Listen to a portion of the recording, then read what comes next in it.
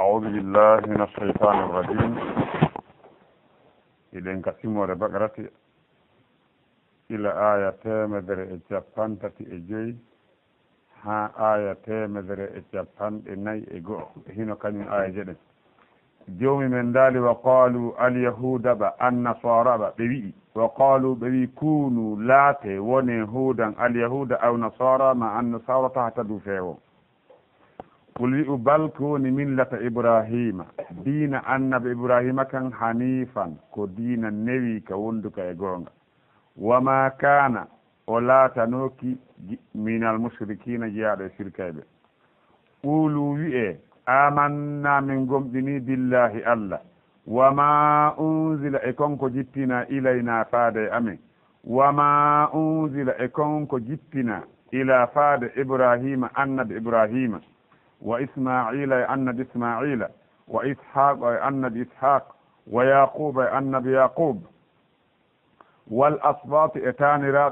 تانراب بنك النبي يعقوب بن وما أوتي إكونك أكا موسى النبي موسى وعيسى إكونك النبي عيسى أكا وما أوتي النبيون إكلك أكا النبي من ربي مدك جوم مقه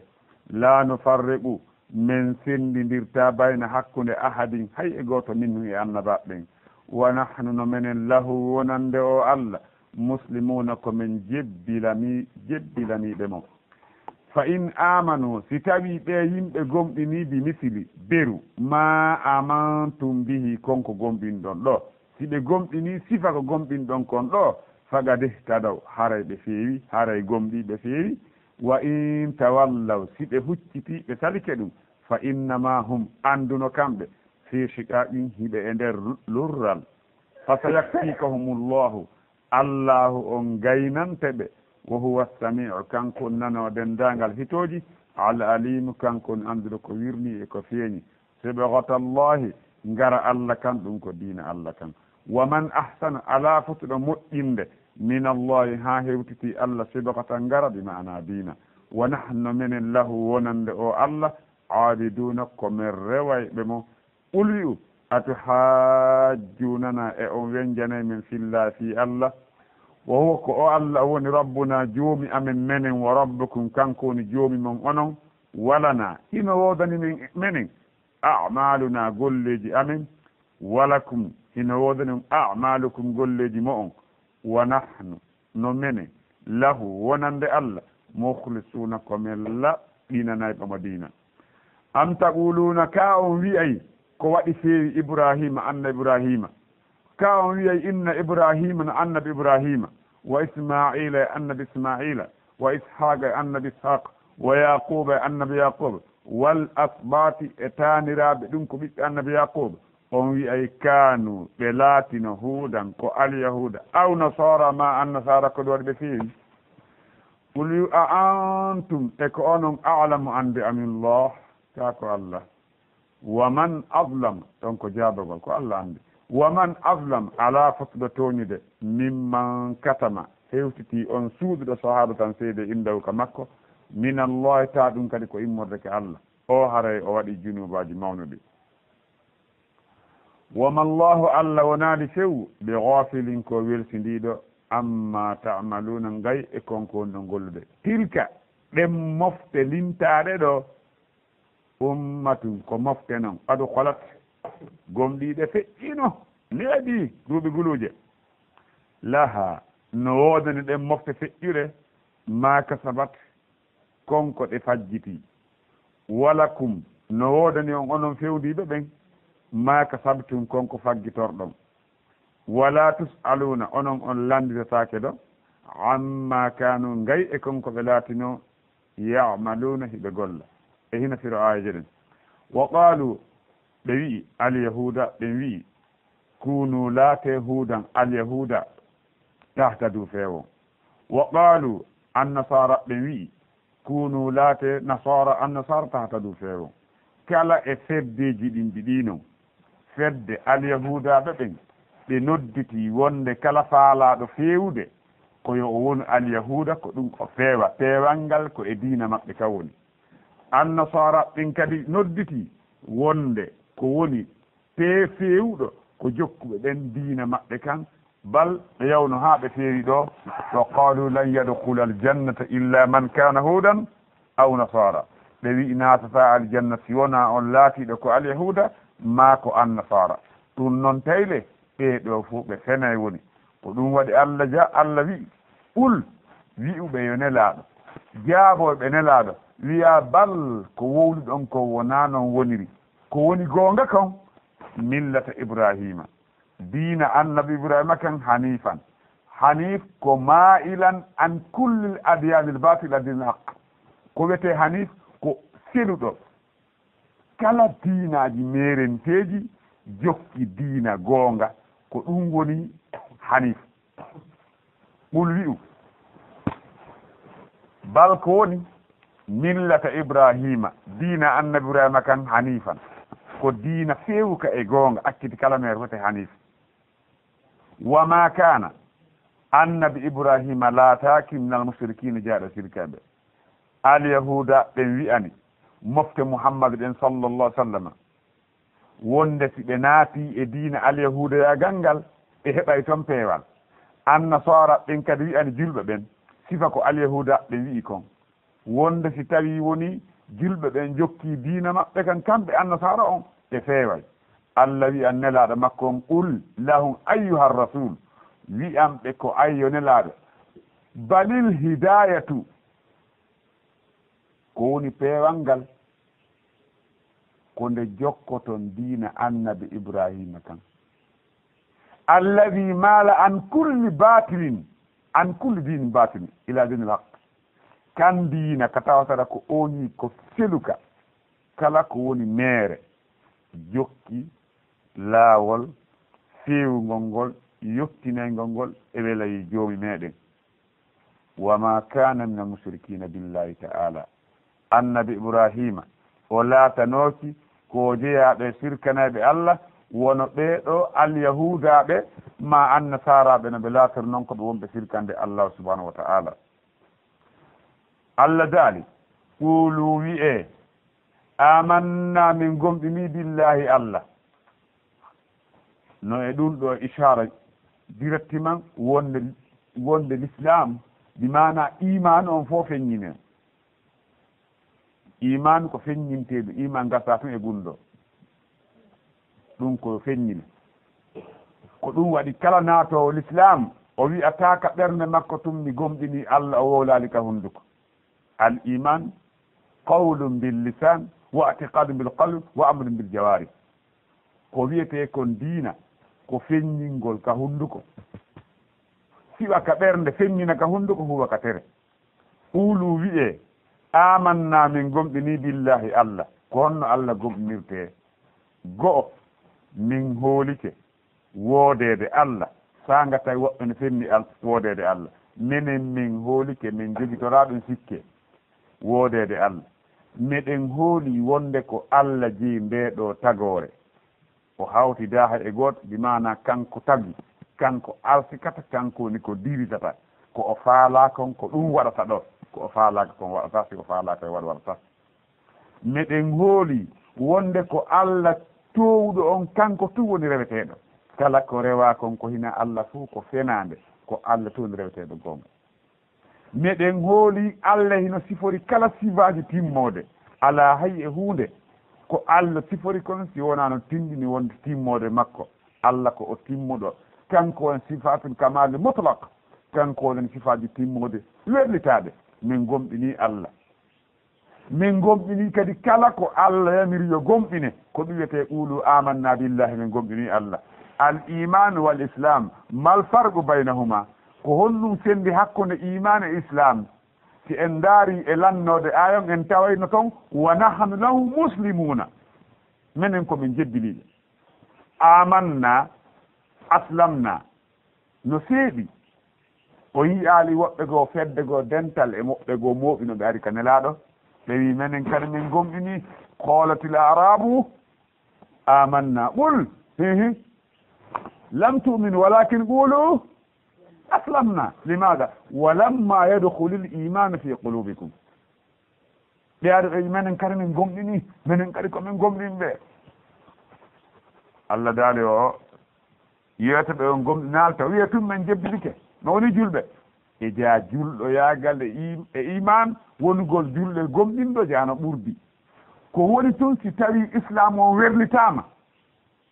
tawa iman on naati nder ton bima si wiyama julɗo iman on no wawi naata nder ton si wiyama gomɗiɗo si wiyama no wawi naata nder ton si ɗi ɓaɗodiri kanji ɗiɗi al islam wal iman si ɗi ɓaɗodiri haray islamu on ko golleji feeñiɗi ɗi imanu on ko golleji wirniɗi ɗi si en ndaari e nder en ari ko wiyete kon iman en tawa coɓɓi mum ɗin ko ɗi jeego gomɗingol Allah wona ko yiyoto wona ko ka ɓernde ga gomɗingol malayika ɗen ko ka ɓernde gomɗingol defte ɗen ko ka ɓernde gomɗingol nelaɗo ɗen ko ka ɓernde gomɗingol dargal ko ka ɓernde gomɗingol koddude ko ka ɓernde ɗi mana awa imanu ko golleji ɓernde ko ɓernde nden gollata imanu amma islam ko golleji feeñiɗi ashhadu an la ilaha illa allahu wa ashhadu anna muhammada rasulullahi a wowlay ɗum men nana ɗum gasta e gunɗo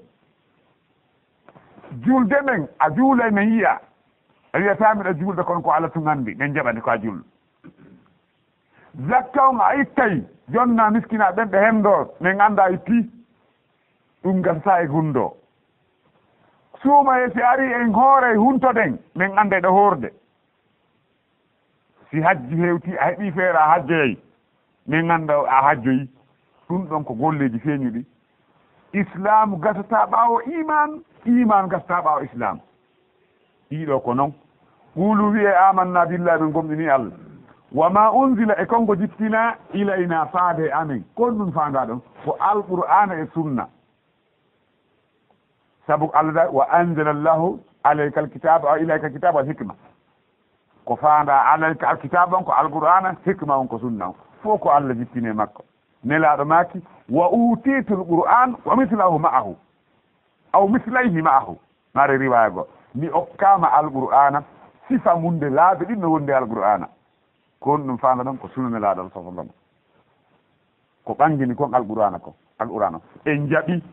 hadiseje selluɓe laaɓuɗe ɗen ittinelaɗo kadi fof en gomɗini wona gomɗinirɗen alqur'ana en dallinore fof kadi no waɗɗi en kadi gomɗingol en tant que hadis on ko sahih muttasilun sanad no yetti no selli hare iɗen jaɓi iɗen gomɗini wona gomɗini alqur'ana noon wama unzila e kongo jippina ila ibrahima faare anna ibrahima min gomɗini suufi ibrahima min gomɗini annabako makko min gomɗini deftere nde okkade min jaɓi ko immorde ke Allah wa ismaila annabi ismaila ɓiɗɗo makko on kadi ko jippinako e makko kadi min gomɗini wa ishaqa kadi ɓiɗɗo ibrahima on ismaila ishaqa ko ɓiɗɗo annabi ibrahima si wona tun ko ismaila woni ko hecci saabu ko o woni ko hirsa ko o woni wallinano fi hirsede wa yaquba e annabi yaquba kadi ko jippina e makko ko min gomɗini annabi yaquba on ɗon ko ɓiɗɗo annabi ishaqa wal asbati e taaniraaɓe ɓen sappo e ɗiɗo taaniraaɓe honɓe taaniraaɓe ishaqa ɓen faanda asbati ɗo asbat ko jamɓu sibut ko taaniraawo gooto asbat ko jamɓu sibut taaniraaɓe ɓen yusufa e ɓen gooto e nene gooto makko bunyamin e ɓen gooto makko ɓen sappo min gomɗini kala ko ɓe okka ko ɗo woɓɓe wiɗen ko annabaɓe woɓɓe wonaɓe annabaɓe wallahu alam wama uuti e konko okka Musa annabi Musa min okki tawreta annabi Musa ɓe kam min gomɗini annabi Musa ko okka kon tawreta min gomɗini e kala ko jippina e makko suufi makko kadi noon furqanu makko min gomɗini kala ko Allah hokki makko min gomɗini menen wayi Isa annabi Isa ko okka ko injila e kala ko Allah jippini makko fof min jaɓi wama uutiya e konko okka annabiyuna ndaarɗo Allah subhanahu wa ta'ala waɗi umum o resimi hande kadi ko feƴƴi kon fof o wi wo kala ko okka annabaɓen ɓe fof maɓɓe mi robbin ko immode ka joom maɓɓe Allah fawali yen gomɗin laamu maɓɓe yo en gomɗin huma hunde kaari koko ɓe okka comme immode ka Allah e diina ko ɗum fawi en gomɗingol la nufarriqu menen min sellinirta bayna ahadin hakkude hay e goto min ɗum e nelaɓe Allah ɓen e fof maɓɓe ɓen jaɓi ko ɗum Allah subhanahu wa ta'ala sifori kadi gomɗinɓe ɓen amana ar-rasulu bima unzila ilayhi min rabbihi wal mu'minuna kullun amana billahi wa malaikatihi wa kutubihi wa rusulihi walla lango ha la nufarrigu bayna ahadin min rusulihi min sendita hakkunde hay goto nelaɗo makko ɓen la nufarrigu enen julɓe ɓen enen en sendirta bayna ahadin hakkunde hay goto min rusul min no immorde nelaɓe Allah ɓen iɗen jaɓi fof enen wonahanu no enen ndaaru Allah yewi wonahanu ɗum fof ko honɗum ndaaru so ndaari e nder ayon ɓuulu amanna ɗum no toon isara wonde enen julɓe ɓen koye woni jama ndaare naako damir jamu ni na amantu mi gomɗini min hollugol wonde enen julɓe ɓen ko en fodduɓe jogodirɓe wa en wa ɓandu wotul konngol men ngol wona gootal golle men ɗen taako konngol gootol golle goote ko ɗum haamiɗen e wonde hay si hannde wonaa noon woniri kono ko ɗum woni ko haani ko ɗum kadi loƴini en kadi ko tawi kon en jogonira sonaa ɗum en lo'ataa woni few laane farde ɗum menen men sennidirta bayno ahadi minhum wona hanno minen lahu wonande Allah muslimuna ko min jebbilaniɓe mo jaɓi kala ko o wi kon min weltori en tant que koye morde ka makko Allah daali fa in amanu si tawi ɓeeɗo alyahuda ba annasara ba wonɓe aroyde ɓen ba si ɓe gomɗini bi misiri beru ma amantum bihi konko gomɗin ɗon ɗo si ɓe gomɗini dendagal annabaɓe ɓe gomɗin ɗon ɓen ɗo hara ɓe sendinirali fagadi ihtadaw haara kamɓe kadi ɓe feewi wa in tawallaw si tawi ɓe hucciti ɓe salike ɗum fa innama hum anduno kamɓe fi shiqaqin hiɗe e nder lurral e pooɗodira e lundagol gonga fode shiqaq kamɓe hara hiɓe e contor gonga hare ɗe côté gonga kam ɓe wonaɗe hoore gonga kam kono noon fasayakfikahumullahu ɗum ɗo kambangol ɓe ni fasayakfikahumullahu Allah gaynante ɓe Allah le pelletti gaynanoɓe Allah subahana taala nokkugo inna kafaynaka almustahzi'in menen min gaynante wonɓe ma jalda ɓen nde tawno ɓe lundike ne laaɗo ɓe tampinine laaɗo ɗulle Allah subahana taala daali wa man yusaqiqi rasula min ba'di ma tabayyana lahu lhuda wa yattabi ghayra sabili lmu'minina nuwallihi ma tawalla wa nuslihi jahannama sa'at masira Allah daali kala lundiɗo ne laaɗo on ɓaawo goonga kam ɓanganimo o jokki laawo harna laawol gomɗinɓe ɓen min fewtinaymo o yaha ka yaari toon kono noon yeeso toon moƴƴiyatan men naade mo jahannama Allah lettiɓe haa gas nokku goo o wi dalika bi annahum shaqullaha wa rasula ko ɓaaɓe lundiki Allah ne laaɗo makko on ɗulle ɓeeɗo fa innama hum fi shiqaqi hiɓe lundagol fasayakfikahumullahu Allah gaynante ɓe wa huwa samiu ko Allah woni nanowo on ɓe wi on ko Allah woni wiyata filli komi wowluɗa komi minanaali na Allah noon jentemi nana wona Allah noon habbo ha oɗo gayna wona Allah noon o yiƴani musidɓe julɓe darete arafa ñande arafa darete nden ɓiɓɓe adama ɓen ala e haala wowleteka kawar leydi ɗo tawa représentant maɓɓe ala ɗon dendagal langue ji ɗin fof julɗo mum no woni ala e haala wowleteka ta représentant mum ala ɗon ten fof mo be wowlay ɗon haala mum kan mo be kadi woola ande mum nden oɗa no faala ɓiɗɗo oɗa no faala jawɗi oɗa no faala laamu oɗa no faala yettude junubu mo be wowla ande mum nden Allah nana fof o wiyata kadi enfant ko ha oɗa gayna allahu akbar wiyata enfant ha oɗa gayna foppu o nanide kande wotere o jaabina kala du'a mo be kay mo andi kala e ande mum nden wa huwa sami ko Allah woni nanowo al alimu kanko woni andu ɗon sibagatallahi ngara Allah ko de sibago ko ngara kono ko faanda ɗo ko diina Allah kan tabite e diina Allah kan aba wone duume e hoore ka diina Allah wondon e ɗum haa ka wona sifa mo on diina kan ko duwa koye ko waɗɗi en kon ko jogitagol ka haa ko wona ngara kom ngara tawa ko ɗum ngarnira ɗen ibi mana ko ɗum sifitorɗen ko sifa mo en serta e muɗum sibogatallahi ngara Allah kan ɗum ko diina Allah kan faanda wa man ahsanu ala fottuɗo moƴƴinde min Allah immorde Allah sibogatan diina no l'islamu yuɓɓidiri no goɗɗo wondirta e Allah no goɗɗo wondirta nelaaɗo no goɗɗo wondirta e biro mum e ben mum no goɗɗo wondirta e ɓengu mum no goɗɗo wondirta e lamɗe mum no goɗɗo wondirta e kawtal mum no goɗɗo wondirta hay hunde ko ala ko acci no goɗɗo huwondirta e julɗo e keefeero diina wo ala ko goɗɗo wata moƴƴinde ha hewtigol islam kadi tigi wona hanno menen lahu wonande o Allah abiduna ko men rewa mo haysi woɓɓe rewi koyna kanko menen ko Allah men rewata ɓolu ato ha junana e on weñjanayi mi wiyete weñjo ko débat ko argo sonka on ara sonka noon men silla fi Allah fi diina Allah kan yen noon men piyon men ko jele yaltinaɗo fi diina wo huwa ɗulle ko o Allah momi woni rewde rabbuna kankoni joomi amen menen wo rabbakum kankoni joomumon onon walana e hoore ɗum koko on ɗon men tampinde ɗo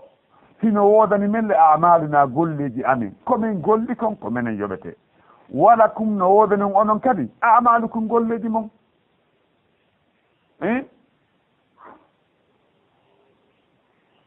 komin golli kon la tusaluna amma ajramna wala nusalu amma ta'maluna min landi on landitade komin bonni min landitade ko golli ɗon ko onon kadi joomi men hawtide hakkude meɗen o ñaawa hakkude mo ɓeyta golle mum ɗen walana amaluna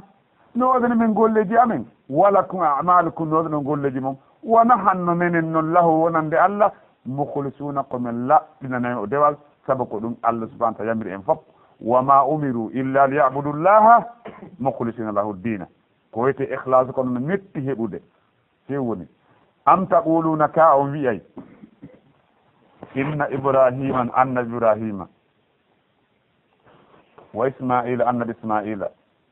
wa ishaqa annabi ishaqa wa yaquba annabi yaqub wal asbat e tamiraɓe annabi yaquba ɓen mi waɗi dow ɗo seyi dow ɗo e wal hina qulu amanna billahi wa ma unzila ilayna wa ma unzila ila ibrahima wa ismaila wa ishaqa wa yaquba wal asbati ton ko ti ga noon ko wal asbato si on ɗon ɗaare dow toon qulu amanna billahi wa ma unzila ila on golli ɗiɗa fof ilayna ila on ko harfu jar na on ɗo ko damir ko mabni wonata ilayni wa kadhalika ibrahima ko ismul la yansarif ismaila kadi ko noon ishaq ko noon yaquba kadi ko noon wiyata yaqubi kono amma asbati ko mu'rabu on ɗon jaɓa e masirede ley ko ɗon ɗo woni wal asbati amma ley ga ko inna ko harfu nasbu inna on ko adda ɗum harfede masir ko masirta dow tun dare inna ibrahima wa ismaila wa ishaqa wa yaquba wal asbato saabu on ɗum wawon ɗo fof ko wawol ataf ko ɗum way ɗo woni wal asbato ɗon no jaɓa masede no o ɗum jaɓa ihbede amma ɗiya fof ko mabniyi o wiyay ɗeɗo kanu ɓe laatino huudan ko ɓe al yahuda aw nasara ma kono tara ko ɗum waɗi ɓe feewi ɗum wi'u a antum e ko onon a'lam andi amillahu kako Allah ko onon andi kako Allah bal ko Allah andi tagore makko nen kanko andi ko o wowli kon kadi ko ɗum woni gonga no fawi en gomɗingol kala ko Allah humpiti en saabu ko ɗum woni nde gonga wa man adlam ala fotuɗo toñude mimman katama wona on hewtiti on suuɗuɗo katama ko suuɗugol yaktumu mo suuɗude katama ko o suuɗi ala fotuɗo toñude hewtiti on suuɗuɗo shahadatan seede indahu ka makko min Allah e mordeke Allah wona honɗum ɓe alyahudaɓe Allah seedini ɓe on ɗum annabaku nelaɗo ngun o jonni ɓe waɗugol campagne nelaɗo on tawa o hewte tun ɓe wotanamo campagne on ko kamɓe jonna yoɓe waɗu campagne nelaɗo on tawa o aray tun fo wotanamo gomɗinamo e suuɗi fi makko woni few baltode ɓe yeddi ɓe yiwo kamɓe ɓe andano fi makko few na o ɓe andi Allah le daali wonde ɓe andimo wono ɓe andiri ɓiɓɓe makko ɓiɓɓe maɓɓe ɓen hiɓe andiri nelaɗo wono ɓe andiri ɓiɓɓe maɓɓe ɓen wama Allahu Allah wonaali bi ghafilin ko weltiniɗo amma ta'maluna ngay konkon no golluno ko kambani bi mana waɗe ko falɗon Allah no anda ko ƴokkuɗon kon tilka ɗen mofte wowlade ɗo tilka ko ismul ishara lil ba'id fiyon ɗum tilka ɗo ko jamale kono ko mofte ko muannas tilka ɗen mofte ummatun ko mofte ni qad khalat ɗon ɗi feƴƴina maamiraɓe men feƴƴinoɓe feƴƴino laha ma kasabat walakum ma kasabtum goɗɗo duwaka ñawirede ko mamasoro makko waɗi o ñawirtaki kadi no wodani on ko faggitorɗon no wodani ɓe koɓe faggiti wala tusaluna on landirataki amma kanu ngayi e konko ɓe laati yamalnoɓe golla kala ko golli kon ko kanko yoɓete kala ko remi kon ko sengoli koye makko arata yo Allah hawme sahaba haray ko ɗum ko fan wallahu alam eyo sasa Moussa amin